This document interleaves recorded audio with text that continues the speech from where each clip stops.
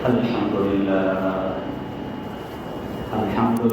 نحمده ونستعينه ونستغفره ونؤمن به ونتوكل عليه ونعوذ بالله من شرور أنفسنا ومن سيئات أعمالنا من يهده الله فلا مضل له ومن يضلل فلا هادي له ونشهد أن لا إله إلا الله وحده لا شريك له ونشهد أن سيدنا ونبينا ومولانا محمد عبده ورسوله صلى الله تعالى عليه وعلى آله وأصحابه وبارك وسلم تسليما كثيرا كثيرا أما بعد قال الله تبارك وتعالى إنما المؤمنون إخوة وقال النبي صلى الله عليه وسلم مثل المؤمنين في توادهم وتراحمهم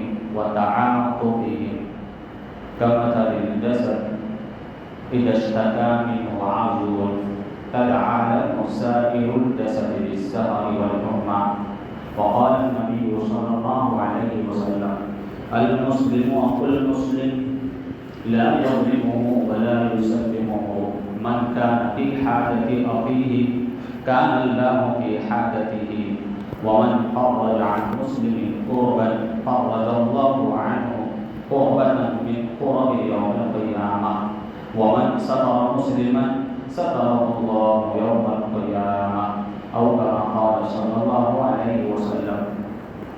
میرے محترم بزرگوں دوستوں دینی اور ایمانی بھائیوں، ابھی آپ حضرات کے سامنے قرآن مجید کی آیت کا ایک ٹکڑا اور 2 احادیث تلاوت کی گئی ہے.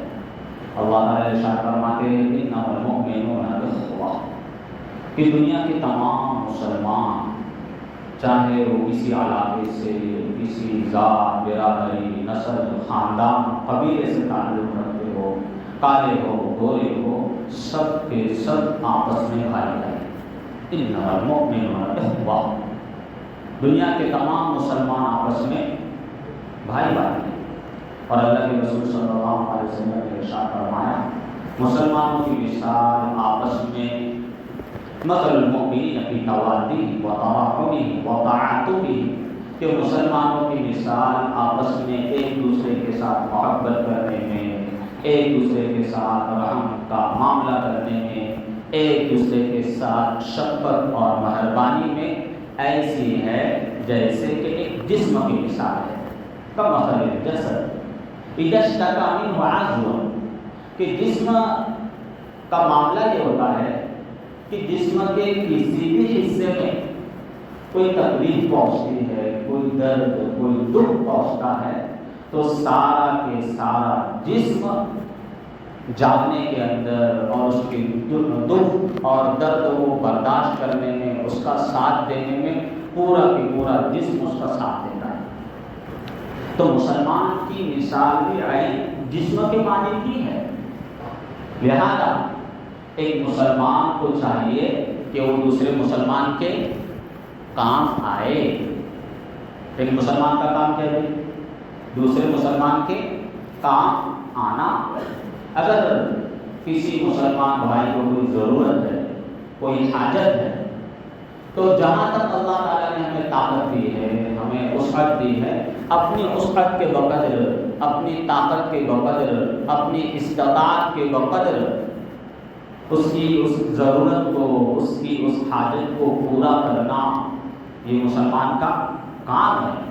اور اگر کوئی مسلمان کسی تکلیف میں یا مشقت میں، کسی مصیبت میں، کسی بلا آفت پریشانی کے اندر گرفتار ہے، اس کے اندر پھنس گیا ہے، اس کے اندر مبتلا ہو گیا ہے، تو اس کی اس تکلیف کو، اس کی اس مشقت کو، اس کی اس مصیبت کو دور کرنے کی کوشش کرنا، فکر کرنا، یہ بھی مسلمان کے فرائض میں داخل ہے.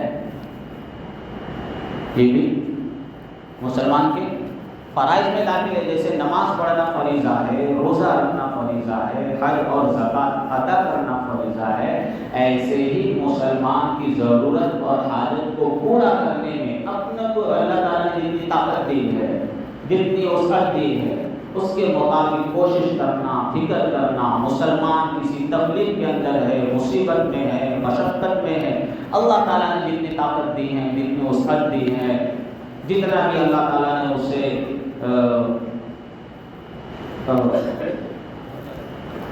وسائل دیے ہیں، ان وسائل کو بروئے کار لانا یہ ایک مسلمان کے ذمہ کیا ہے؟ فرض ہے. اللہ کے رسول صلی اللہ علیہ وسلم نے ارشاد فرمایا، حدیث آپ کے سامنے پڑھی گئی کہ المسلم اخو المسلم، تو مسلمان کا بھائی ہے. لا یظلمہ، اس پر ظلم زیادتی نہیں کرتا. اور کیا کرتا مسلمان؟ اللہ کے رسول بتاؤ، اللہ کے رسول نے ہدایت دی کہ ولا یسلمہ، کہ مسلمان اپنے مسلمان بھائی کو دشمن کے حوالے نہیں کرتا، اور دشمن کے حوالے نہیں کرتا، اور مسلمان اپنے مسلمان بھائی کو بے یار و مددگار نہیں چھوڑتا کہ بھئی تو جان تیرا کام جان. کتنی صفات بیان فرمائیں. ایک تو مسلمان کا بھائی ہے، لا یظلمہ، خود بھی ظلم زیادتی نہیں کرتا، اور ولا یسلمہ، اور نہ ہی اسے دشمن کے حوالے کرتا ہے، اور نہ ہی اپنے مسلمان بھائی کو بے یار و مددگار چھوڑتا ہے. آگے اللہ کے رسول صلی اللہ علیہ وسلم نے ارشاد فرمایا کہ من کان فی حاجت اخیہ کان اللہ فی حاجتہ، کہ جو کوئی شخص اپنے مسلمان بھائی کی کام میں لگا رہتا ہے، اس کی حاجت کو پوری کرنے میں لگتا ہے، تو جب تک وہ شخص اپنے مسلمان بھائی کے کام کو بنانے میں لگا رہتا ہے، اس کی مدد کے اندر جھوٹا رہتا ہے، اللہ تعالیٰ بھی اس بندے کی مدد میں لگا رہتا ہے. من کان فی حاجت اخیہ کان اللہ فی حاجتہ. اللہ تعالیٰ اس کے مسائل حل فرماتے ہیں، اللہ تعالیٰ اس کے مسئلے بناتے ہیں، اس کے کام بناتے رہتے ہیں.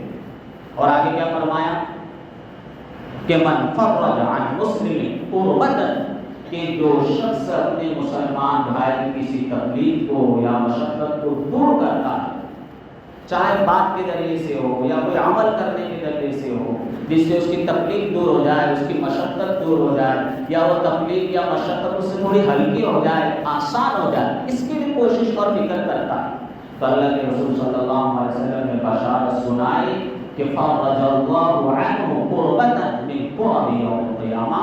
تو اس دوڑ بھاگ کرنے کے نتیجے میں اور اس کی مشقت اور تکلیف کو دور کرنے کے نتیجے میں اللہ تعالیٰ اس مسلمان بندے سے کل قیامت کے روز جو سختیاں پیش آئیں گی، ان سختیوں میں سے ایک سختی کو دور نہ کرے.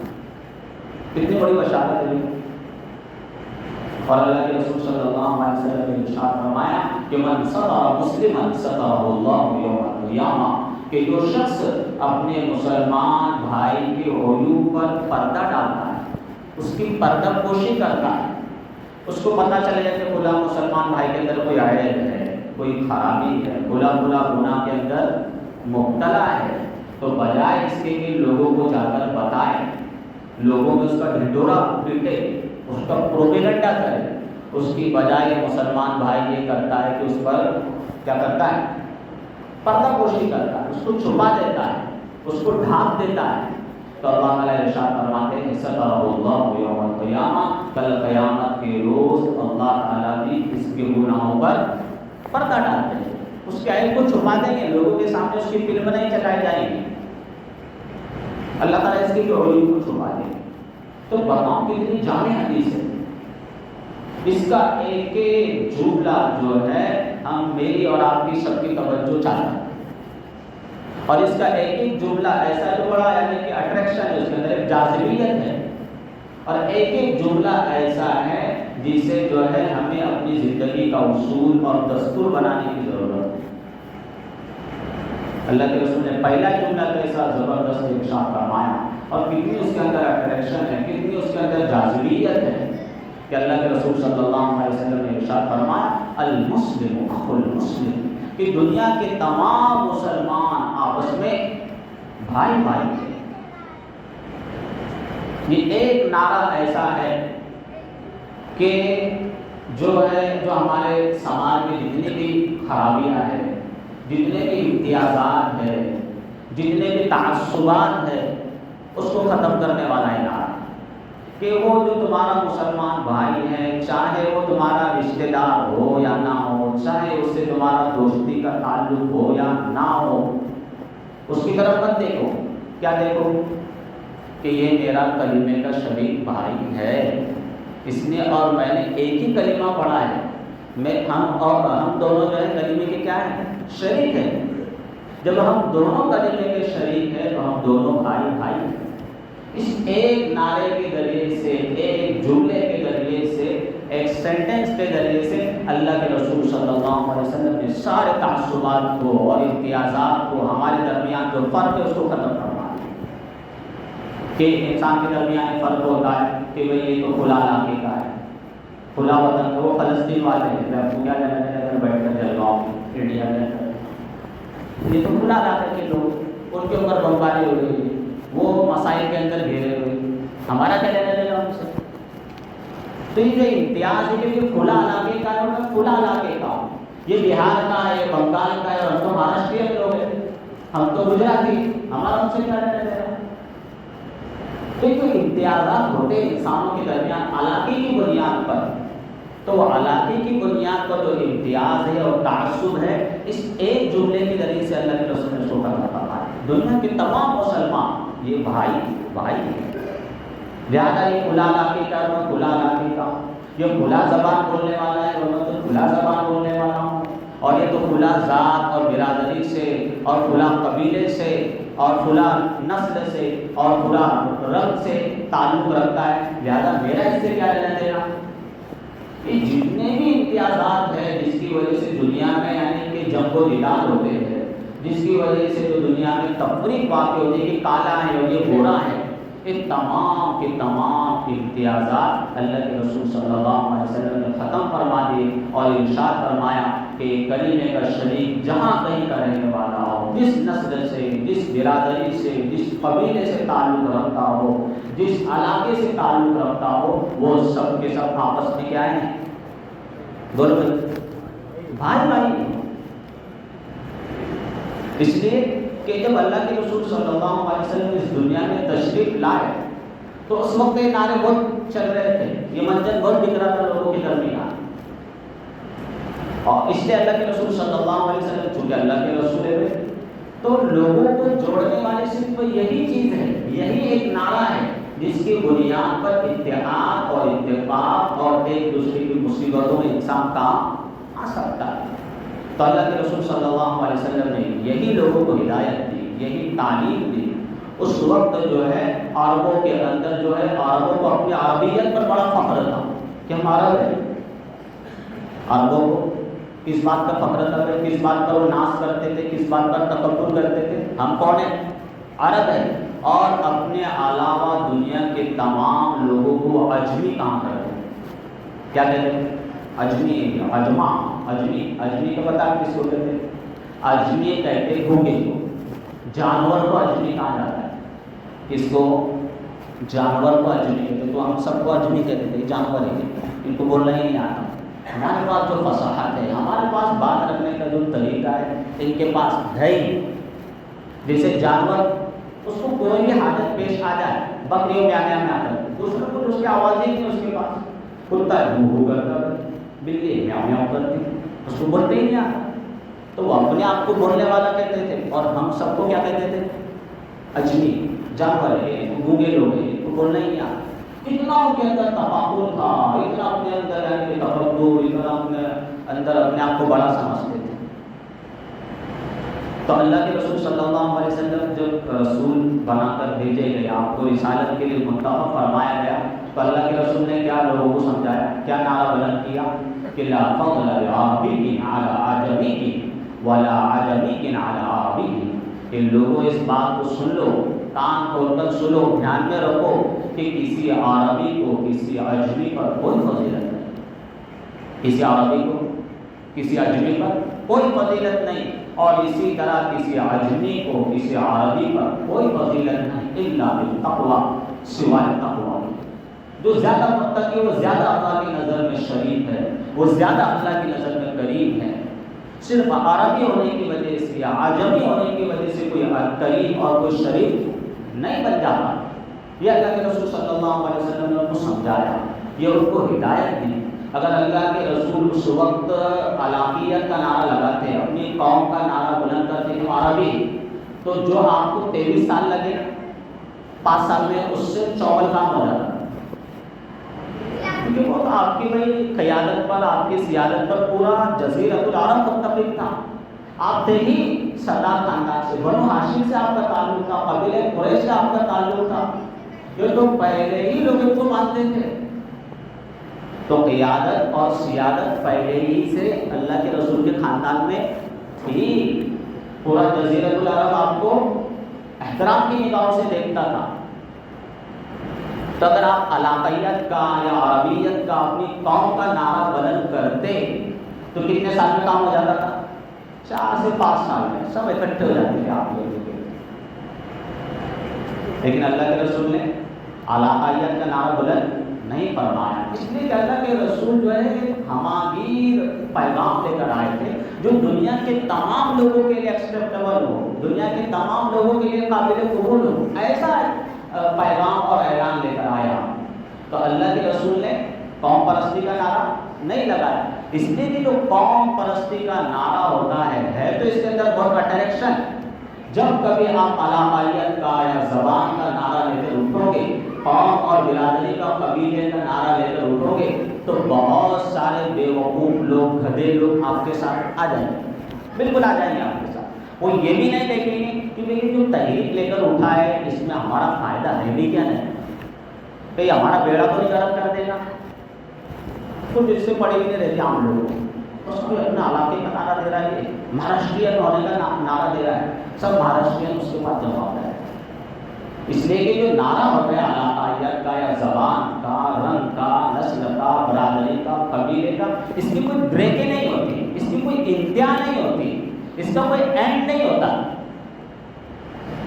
قبیلے کا، برادری کا، رنگ نسل کا، علاقے کا جو نعرہ ہوتا ہے اس کے اوپر اگر لوگوں کو ایک جٹ کیا جائے تو اس کی کوئی انتہا نہیں۔ مثال کے طور پر آپ کو اگر کسی نے یہ کہا کہ بھائی جو ہے دوڑ کا مقابلہ کریں، دوڑ لگائیں گے، ریس لگائیں گے، اب کوئی بہت سارے لوگ تو بس ایسے آ کر جمع ہو کے چلو بھاگیں گے، ریس لگائیں گے ایک دوسرے کے ساتھ۔ لیکن کسی سمجھدار نے پوچھ لیا بھائی پہلے معلوم تو کرو کتنا بھاگنے کا ہے، کتنی ریس لگانے کی، 1 کلومیٹر لگانے کی، 2 کلومیٹر لگانے کی ہے۔ ایک نے پوچھ لیا بھائی دوڑ تو لگائیں گے، کتنے کلومیٹر بھاگنا ہے؟ اس نے کہا 1 کلومیٹر بھاگنا ہے۔ تو ہم میں سے بہت سارے لوگ تیار ہو جائیں گے، چلو 1 کلومیٹر تو بھاگنا ہے، چلو ایک بار مقابلہ کر کے دیکھ لیتے بھائی۔ بہت سارے لوگ جمع ہو گئے، تو جو مقابلہ کرانے والا تھا اس نے کہا کہ بہت سارے لوگ جمع ہو گئے، 2 کلومیٹر بھاگنا پڑے گا۔ تو بہت تھوڑے لوگ کم ہو جائیں گے کہ اسٹیمنا اپنے نزدیک اپنے اندر نہیں، اور تھوڑے کم، اس نے کہا 3 بھاگنا پڑے اور کم ہو جائیں گے، اس نے کہا 10 بھاگنا پڑے گا تو شاید 1 آدھ 2 باقی بچ جائیں گا۔ لیکن اس نے یہ کہا کہ بھائی لام متناہی بھاگنا ہے، بس بھاگتے رہنا ہے تم کو، جو آپ کے بھی جیت جائے گا وہ جیت جائے گا۔ تو جو بیوقوف رہنا ایک نمبر کا گدھا رہے گا، وہی اس مقابلے میں شرکت کرے گا۔ کیونکہ لام متناہی بھاگنا ہے تو کوئی اس میں شرکت کرے تو ہم کو بھگاتے رہے گا۔ تو اے جو قومیت کے نعرے ہوتے ہیں، زبان کے، رنگ کے، نسل کے، علاقے کے، وہ نعرے بھی ایسے ہی ہوتے ہیں، اس میں بس بھاگتے رہنا پڑتا۔ کیا کرنا پڑتا ہے؟ بھاگتے رہو، بھاگتے رہو، بھاگتے رہو۔ مثال کے طور پر اگر ہم نے کسی کو علاقے کی بنیاد پر جمع کر دیا، بھائی مہاراشٹرین کا ہم نے نعرہ دیا، ہم 6 مہاراشٹر، لیکن مہاراشٹر صرف اس میں کتنے ضلع، 48 اس میں ضلع، کوئی نہ کوئی ضلع والا اٹھ کے کھڑے ہو جائیں گے بعد میں، اورنگ آباد والے بعد میں کھڑے ہو جائیں گے، ہمارے طرف تو دھیان دے ہی نہیں، تمہارے جلگاؤں والوں کو ہی آگے بڑھاتے رہتے ہیں۔ تھوڑے دنوں کے بعد اور کوئی ادھر میں کھڑے ہو جائیں گے، ودربھ والے کھڑے ہو جائیں گے، یار تم تو خاندیشی لوگ ہی سب آنے کے تمہارے لوگوں کو آگے بڑھا ہے، ہمارے طرف تو تم دھیان دیتے ہی۔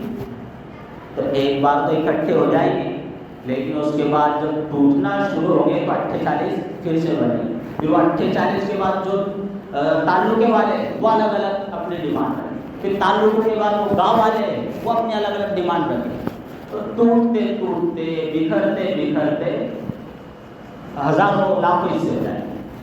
تو علاقائیت کا نعرہ ایسا ہوتا ہے. مراٹھا سماج سب نے نعرہ دے دیا کیونکہ مراٹھا لوگوں کو ریزرویشن چل رہی، لیکن اس میں ایک مراٹھا تھوڑی، سینکڑوں ان کی ذیلی اور بھی اندر یعنی کہ ان کی شاخیں ہیں. مراٹھا صرف ایک جو جانچ پڑتالنے کا کام کرتے ہیں، یہاں پہ سب پڑھے لکھے لوگ ہیں، ان کو معلوم ہے کہ کتنے ان کے اندر بھی ذیلی شاخیں ہیں. تو جو علاقائیت کے نعرے ہوتے ہیں وہ دیر پا نہیں ہوتے ہیں، اور اس کی بنیاد پر جو ہے امن قائم نہیں ہوتا، اور اس کی بنیاد پر لوگوں کو اکٹھا نہیں کیا جا سکتا. اکٹھا کرنے کے کچھ دنوں کے بعد، سالوں کے بعد پھر ان کے اندر جو ہے بکھرنا شروع ہو جاتا ہے. اس لیے اللہ کے رسول صلی اللہ علیہ وسلم نے یا علاقائیت کا، یا رنگ کا، نسل کا، برادری کا، خاندان کا نعرہ بلند نہیں فرمایا. اس وقت منجن بہت چل رہا تھا، اگر آپ چلا دیں تو بہت ٹکتا آپ کا منجن، لیکن اللہ کے رسول نے منجن نہیں بیچے. اللہ کے رسول نے ایک کلمے کی بنیاد پر لوگوں کو جمع کیا کہ بھئی اس پر تو سب کا اتفاق ہے کہ تمہارا کوئی پیدا کرنے والا ہے، میں بس اسی کی عبادت کی طرف تم کو بلا رہا ہوں. اگر تم سب اس کی عبادت کرنے والے ہو تو تم سب بھائی بھائی، تم سب بھائی بھائی ہو. ورنہ اگر تم یہ قومیت کے نعرے کو لے کر اٹھو گے تو بلا آخر تم کو بکھرنا ہے، بلا آخر تم کو ٹوٹنا ہے، اور بلا آخر تم کو تباہ اور برباد ہونا ہے. ہم جب تاریخ اٹھا کر دیکھتے ہیں تو کہ خلافت عثمانیہ میں کیا ہوا؟ بہت بڑی ہمارے پاس سلطنت تھی، بہت بڑی خلافت تھی ہمارے پاس. اتنی بڑی خلافت تھی، اتنی بڑی خلافت تھی، اگر آپ نقشہ اور میپ اٹھا کر دیکھو گے تو آپ کو پتہ چلے گا کہ روس کا جو آج کا نقشہ ہے نا، روس بہت بڑا ہے، نقشے میں دیکھو آپ اس میں جا کر، اس سے بڑی ہماری حکومت تھی، کئی گنا اس سے بڑی تھی. اتنی بڑی یورپ تک اور پورے ایشیا اور افریقہ وہاں تک خلافت عثمانیہ تھی. اس وقت نہ اسرائیل کا کوئی جھگڑا تھا، کوئی مسئلہ ہی نہیں تھا، اسرائیل کا سے آیا بھی کہا ہے 1948 سے. نہ کوئی عراق اور ایران کا مسئلہ تھا، 10 سال عراق ایران کے درمیان جنگ چلی. نہ عراق اور کویت کا کوئی مسئلہ تھا، کوئی مسئلہ نہیں تھا. نہ بوسنیا کا مسئلہ تھا. جو لوگ پرانے ہیں اور تاریخ اور کتابوں سے کچھ ان کا ربط اور ضبط ہے، وہ ان ساری چیزوں کو سمجھتے ہیں کہ میں کیا بول رہا ہوں. کوئی مسئلہ نہیں تھا. اب انگریز تو آپ کو معلوم ہے بڑے ہوشیار ہے، بڑے ہوشیار قوم ہے، چال باز لوگ. تو انہوں نے کیا کیا بھائی، اتنی بڑی مسلمانوں کی خلافت ہے، اتنی بڑی طاقت ہے، اس کو آگے دکھانا آسان کام نہیں. اور اگر ہم اس کے مقابلے میں دوسرے لوگوں کو کھڑے کریں گے اسلامی کی کسی بنیاد پر، اسلامی کا کوئی نعرہ دے کر، تو لوگ کھڑے ہوں گے نہیں. تو اس نے کیا کیا، اس نے علاقائیت کا نعرہ بلند کیا. عربوں کے پاس گیا انگریز، اور اس نے کیا سمجھایا ان کو کہ یار تم عرب لوگ اور یہ ترکش لوگ، یہ تمہارے سربراہ بنے بیٹھے، یہ تمہارے باپ بنے بیٹھے، یہ تم پر حکومت کر رہے ہیں، اور تم ان کے ماتحتی میں رہ رہے ہو. قرآن تمہاری زبان میں نازل ہوا، بتاؤ قرآن کس کی زبان میں نازل ہوا؟ عربی میں. قرآن اسلام کی جتنے بھی علوم ہیں وہ کون سی زبان میں؟ عربی میں، چونکہ احادیث کا سارا ذخیرہ عربی میں. تو قرآن عربی میں، اسلام کا سارا کے سارا ذخیرہ عربی میں، آخری پیغمبر، آخری رسول وہ عربی، خلفائے راشدین وہ عربی، نبی کے داماد عربی، نبی کی بیٹیاں عربی، اور نبی کے جو ہے سسرال والے عربی، نبی کے چچا، تائے، خالہ، ماموں، پھوپھی، سب کے سب عربی. اور جو عربوں کی حکومت رہی ہے انہوں نے ساری دنیا میں اسلام کو پھیلایا. بنو امیہ عربی، بنو عباس عربی، پوری دنیا میں اسلام کا بول بالا ڈنکا بچانے والے عربی. اور یہ عجمی ترکش لوگ، یہ ترک، یہ عثمانی لوگ، یہ تمہارے اوپر یعنی کہ سربراہ بنے بیٹھے. مرکز تو مکہ مدینہ کو ہونا چاہیے. یہ ترکی کیسی کا مرکز ہے؟ یہ استنبول کو کیوں مرکز بنا دی؟ یہ ساری پٹی وہ انگریز نے جا کر وہ عربی حکمراں کو پڑھائی. والی مکہ کو، اس کا نام شریف مکہ تھا، حسین ابن علی اس کا نام تھا. اس کو یہ پٹی اس نے پڑھائی، بہت سارے دوسرے لوگوں کو بھی پڑھائی. دوسرے لوگ تو اس کی باتوں میں نہیں آئے، وہ تو سمجھ گئے کہ بھائی اپنے کو توڑنے کی کوشش کر رہا ہے، لیکن اس کی کھوپڑی میں اندر اس کی بات آ گئی. اس نے کہا یار صحیح بات ہے، اور اس نے بغاوت کا اعلان کر دیا. کیا کر دیا بھائی؟ بغاوت کا اعلان کر دیا. اب جب بغاوت کا اعلان کر دیا تو ترک کی جو فوج تھی اس نے اپنے سارے جو ہے توپوں کے جو منہ اور رخ مکہ اور مدینہ کی طرف کر دیے بغاوت کو کچلنے کے لیے. بھائی خلیفہ کا کام ہے بغاوت ہو رہی اس کو کچلے.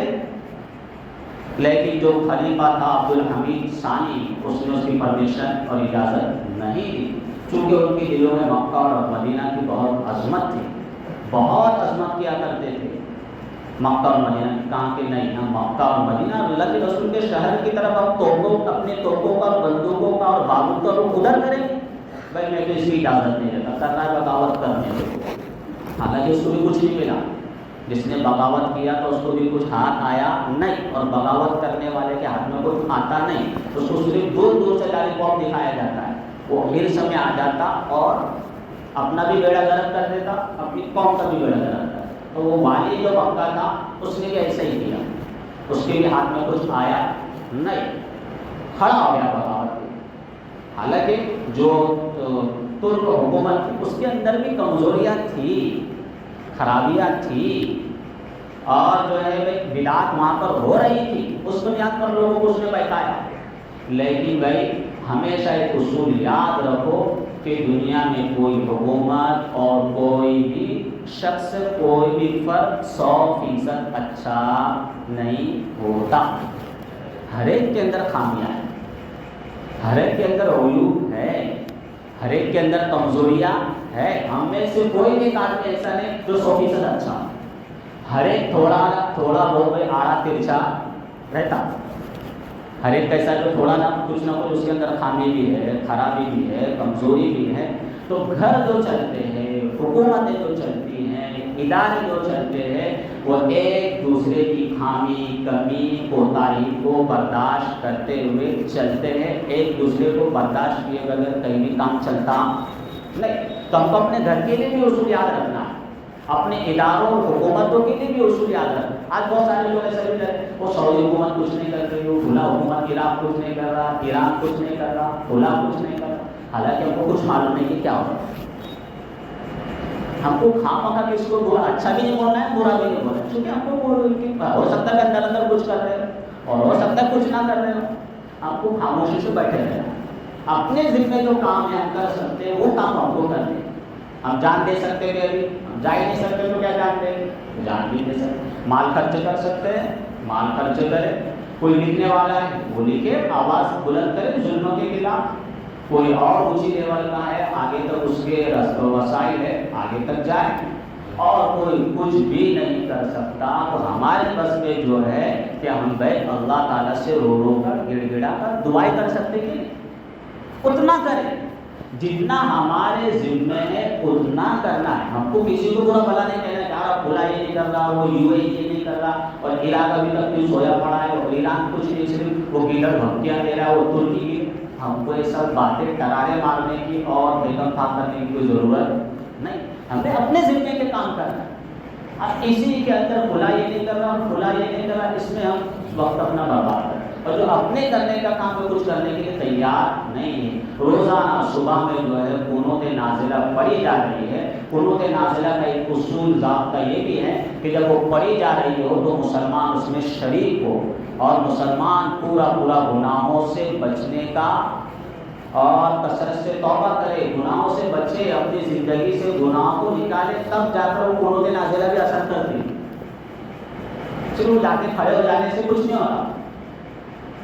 ہم بول رہے کہ اللہ ظالم کو ہلاک کرنا، اور ہم بھی خود بھی ظالم ہیں.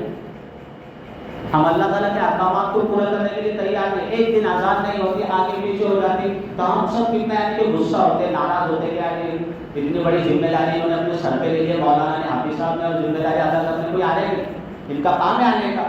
صحیح بات ہے، ذمہ داری نہیں، اس نے سب لوگوں کی ذمہ داری. تو جو بھی امام ہے اس کا کام ہے وقت پر پہنچنا، اپنی ذمہ داری پوری طرح سے ادا کرنا. مؤذن کا بھی کام ہے اپنی ذمہ داری اتنی بڑی لوگوں کی اٹھائے گی، 1000 لوگوں کی، اس کو اپنا اس میں کوئی ایسے کام نہ کرنا جس سے لوگ ڈسٹرب ہوں. لیکن بھائی ہمارا بھی کام ہے کہ ہم وقت پر مسجد میں آئے، پہنچے، قنوت نازلہ میں شریک ہو، انفرادی طور پر بھی اللہ تعالیٰ سے مانگے، روئے، گڑ گڑائے. یہ سب کام ہم سب کے بھی کرنے کے ہے نا، کرنے کے لیے بھی سب لوگوں کے. تو ہم کو اپنی ذمہ داریاں بھی ادا کرنی ہے، تو کریں گے انشاءاللہ تعالیٰ۔ تو اللہ کے رسول صلی اللہ علیہ وسلم نے ارشاد فرمایا کہ مسلمان کا بھائی ہے، لا یظلمہ، اپنے بھائی پر ظلم نہیں کرتا، ولا یسلمہ، اور نہ ہی اس کو دشمن کے حوالے کرتا ہے، اور نہ ہی اسے بے یار و مددگار چھوڑتا ہے۔ تو آج ہم بھی جو ہے اپنے فلسطینی بھائیوں کے ساتھ کھڑے ہیں، کم سے کم درجے میں ہم دعاؤں کے ساتھ ان کے ساتھ کھڑے ہوئے، اس سے زیادہ تو عام آدمی میں کچھ کر بھی نہیں سکتا۔ تو عام آدمی ہمارے پاس نہ طاقت ہے، نہ کوئی سلطنت ہے، نہ حکومت ہے، نہ فوج ہے، ہمارے بس کا اللہ تعالیٰ نے اتنا ہی رکھا ہے۔ کوئی بائیکاٹ کرتا ہے تو بائیکاٹ کرے، کوئی احتجاج کے لیے نکل سکتا ہے نکلے۔ تو یہ سارے کام ہر شخص اپنے دائرے میں رہ کر، قانون کے دائرے میں رہ کر جو کوئی کچھ کرنا چاہے وہ کرے۔ تو اللہ کے رسول صلی اللہ علیہ وسلم نے ہمارے درمیان جتنی بھی تفریقات ہو سکتی تھی اس کو ختم کروا دیا، اور قرآن کریم نے تو بڑا عجیب منشور دیا، بڑا ہی عجیب اصول بیان فرمایا کہ یا ایھا الناس انا خلقناکم من ذکر و انثی، کہ انسانوں اے لوگوں تم سب کو ہم نے جو ہے ایک مرد اور ایک عورت سے پیدا کیا ہے۔ تم سب انسانوں کو ایک مرد، تمام جتنے بھی انسان یہاں پر بیٹھے ہیں اور جتنے بھی انسان پوری دنیا میں بستے ہیں، سب کا سلسلے نسب کا جا کر مل جاتا، ایک مرد اور ایک عورت پر جا کر مل جاتا۔ اسی لیے حضرت آدم علیہ السلام کے اللہ تعالیٰ نے ایک ہی بیوی رکھی، دیگر انبیاء کی بہت ساری بیویاں رہی، کسی کی بھی ایک نہیں تھی، دو چار کو چھوڑ کر سب کی بہت ساری بیویاں تھیں، لیکن آدم کو ایک بیوی رکھنے میں اللہ تعالیٰ کی ایک حکمت یہ بھی ہے کہ تاکہ سب کا سلسلے نسب ایک ہی رہے۔ جتنے بھی دنیا کے انسان ہیں سب کا جب آخری میں جائیں گے اینڈ پر، تو سب کا باپ اور ماں ایک ہی ہے، آدم اور حوا۔ لہذا بھائی جب سب کے ماں باپ ایک ہے تو بتاؤ کسی کو کسی پر فضیلت ہو سکتی؟ برادری کی بنیاد پر، قبیلے کی بنیاد پر، علاقے کی بنیاد پر، کالے و گورا ہونے کی بنیاد پر، زبان کی بنیاد پر کسی کو الگ الگ ہو سکتا ہے؟ نہیں، ہم سب یعنی کہ سب کا سلسلے نسب آدم اور حوا پر جا کر مل جاتا ہے۔ ہاں آخر اللہ تعالیٰ سے ہم پوچھ سکتے کہ اللہ تعالیٰ میرے قبیلے کیوں بنائے تو نے جو ہے یہ زبانیں الگ الگ کیوں رکھی؟ تو اللہ تعالیٰ نے اس کا بھی جواب دیا، لِتَعَارَفُوا، تاکہ تم ایک دوسرے کو پہچانو۔ کہ جتنے بھی ہمارے اندر جو ہے علاقے ہیں، مالیگاؤں کا ہے، جلگاؤں کا ہے، آسام کا ہے، کھلا جگہ کا ہے، لدھیا کا ہے، جلگاؤں کا ہے، امریکہ کا ہے، لندن کا ہے، تو یہ سب صرف پہچاننے کے لیے، اس لیے کیا تھا ایک ہی نام کے سب ہو جاؤ اور ایک ہی علاقے کے سب ہو جاؤ، سب وسیم وسیم ہو گئے، سب غفار غفار ہو گئے، پہچانے نہیں کسی کے کون سا غفار، کون سا ستار، کون سا وسیم۔ اس لیے اللہ تعالیٰ نے یہ قبائل رکھے ہیں، علاقے رکھے ہیں، رنگ و نسل الگ الگ رکھے تاکہ ہم ایک دوسرے کو پہچان لیں۔ یہ کوئی وجہ فضیلت نہیں، وجہ فضیلت صرف کیا ہے؟ ان اکرمکم عند اللہ اتقاکم۔ وجہ فضیلت صرف یہ ہے کہ تقوی والا کون زیادہ ہے، جس کے اندر زیادہ تقوی وہ زیادہ شریف، وہ زیادہ قریب، وہ اللہ تعالیٰ کے نزدیک زیادہ مقام اور مرتبے والا، چاہے وہ کسی خاندان سے تعلق رکھتا ہو، چاہے وہ کسی نسل سے تعلق رکھتا ہو، چاہے وہ کالا ہو، چاہے وہ بھائی کسی بھی علاقے سے تعلق رکھتا ہو، اللہ تعالیٰ کو ثبوت لینا دینا ہے۔ اللہ تعالیٰ کو اسی لیے جب سیرت رسول اٹھا کر پڑھتے ہیں، ٹائم بھی ہو گیا بھائی، تو ہم کو یہ بات پتہ چلتی ہے کہ ابو لہب اس پر لعنت ملامت ہو رہی، حالانکہ اللہ کے رسول کا خاندان کا آدمی ہے، بہت بڑا سردار ہے، اللہ کے رسول کا سردار چچا ہے، لیکن اس پر لعنت ہو رہی۔ اور بلال حبشی ان کو سینے سے لگایا جا رہا ہے، کالے ہیں، پلوٹے ہیں، بھائی حبشہ کے رہنے والے غلام ہیں، بہت حقارت کی نگاہ سے دیکھا جاتا تھا غلاموں کو اس زمانے میں، ان کی کوئی حیثیت نہیں تھی، لیکن ان کو سینے سے لگایا جا رہا ہے، ان کے لیے بڑے بڑے فضائل آ رہے ہیں، ان کو کعبہ کی چھت پر چڑھایا جا رہا ہے۔ یہ اصول اور یہ ضوابط صرف اسلام دے رہا ہے انسانوں کو۔ یہاں پہ دیکھو مسجد کے اندر بھی کوئی قبیلہ نہیں ہے، کوئی برادری نہیں، سب مل کے بیٹھے ہیں، جو پہلے آ رہا ہے پہلے بیٹھ رہا ہے، جو بعد میں آ رہا ہے پیچھے جا رہا ہے۔ یہ جوڑنے والی چیز اور یہ انسانوں کو ملانے والی چیز صرف اسلام میں آپ کو نظر آئے۔ لہذا بھائی ہم سب اپنے فلسطینی جو بھائی ہیں ان کے ساتھ ہیں، ہم جو کچھ ان کا تعاون کر سکتے ہیں، مدد کر سکتے ہیں، کم سے کم درجے میں ہم کو یہ چاہیے کہ ہمارے دل ان کے لیے بے چین ہو اور ہم اللہ تعالیٰ سے رو رو کر گڑ گڑا کر ان کے لیے کیا کریں، دعائیں کریں۔ اللہ تعالیٰ ہم سب کو عمل کی توفیق عطا فرمائے، ہم سب کے درمیان اتحاد اور اتفاق، محبت، مودت، الفت پیدا